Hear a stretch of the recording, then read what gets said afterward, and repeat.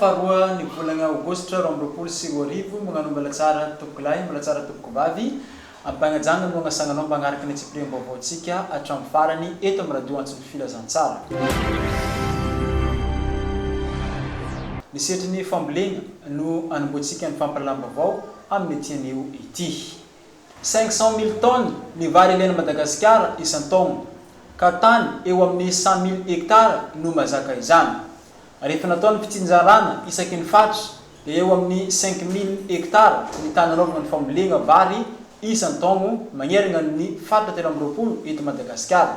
Fantatra ihany koa fa ny 80 isanjato ny malagasy dia mpamboly avokoa. Manoloana izany dia isy tetikasy izay volavolaina entina anampiana ireo tantsaha-mpamboly amin'ny alalan'ny fambolena vary, pistasy sy ny sisa.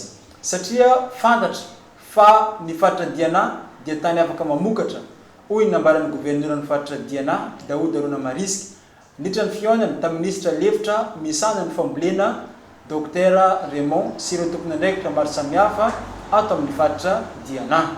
Izany dia anisany tafiditra amin'ny fanatanterahana ny politika ny fanjakana momba ny fahavitan-tegna ara-tsakafo ho iatran'ny gouverneur.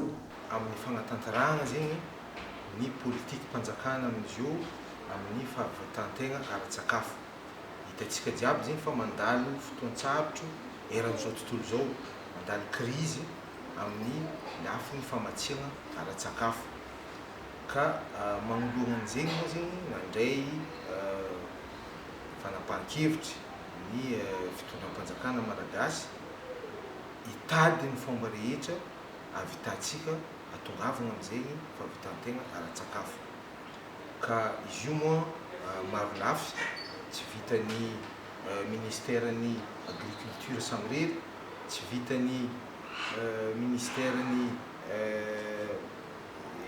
aménagement samirery fa mila fiarahana n'olo jiaby. Io moa le voly indrindrandrindra zegny ny raha prioriseny ny raha hoanitsika andavanandro, ny vary zegny.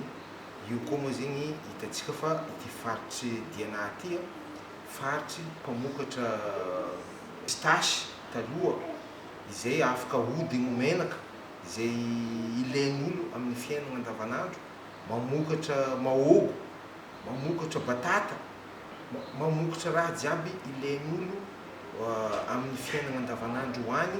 Regny zegny no prioriseny amin'ny voalohany. Ya efa voafarifaritry teo moa zegny ny tany hagnanaovana azy fa mbola ho amafisiny zegny izy igny, mbola hagnanaovana fagnadiadiana tsara hoe ny tany tegna hagnanaovana azy mba ahafahana koa zegny magnentana ny mpamboly na ny secteur privé io na ny mpamboly izay tantsaha efa mamboly hatramin'izay. Atrikasa momba ny fomba indesy ny soroana ny lozam-pifamoivoizana ato amin'ny faritra noho antsika ny fampalalam-baovao amin'ny ity androany ity. Mba ho fisoroana ny lozam-pifamoivoizana ato amin'ny faritra dia nisy ny fakan-kevitra ho fampandraisana anjara ny tsirairay eo amin'ny setrin'ny fitaterana an-tanety ny alatsinainy voalohany volana Aogositra 2024 lasa igny izay mitariany général de division Arona Kassim, directeur général de la sécurité routière sy ireo mpitondra fanjakana eto an-tampon-tanànany Antsiranana ary ny taliany coopérative urbaine, suburbaine, régionale ary nationale.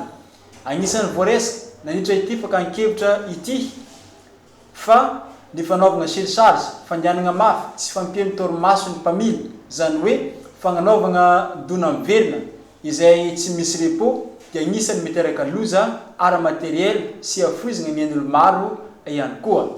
Ka ho an'ny faritra Diana manokana dia efa mahatratra any amin'ny 920 ny loza ara-material, 720 ny naratra ary 20 kosa no maty tamin'ny volana janoary hatramin'ny volana May lasa igny.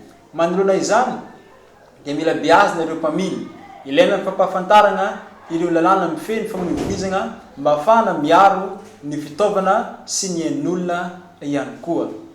Mba ampandraisana anjara ny tompon'andraikitra rehetrarehetra misehatra eo amin'ny famoivoizana na ny autorité locale zany na ireo coopérative sy ny tompona ndraiky tiara-panjakana rehetra misy tato amin'ny diana ka iny moa miarahantsika nahita teo a fa tena nazoto de nazoto ny mpandray anjara ary hita fa sambolina ny azahoantsika ny fifamoivoizana irendoza amafisinay eo amin'ny DGCR ihany fa lay tokana ny aina ary iny zany nampidirina ny tsirairay mba ho tompona andraikitra samy anao ny tandrifiny ny tsirairay manao ny azy ny autorité locale manao azy ny coopérative manao azy ny chauffeur manao azy ny tompona raiky mpanjakana rehetrarehetra ka raha izay no vitatsika zay de azo atao tsara ny manafona na manena lozam-pifamoivoizana. Iarahantsika jiaby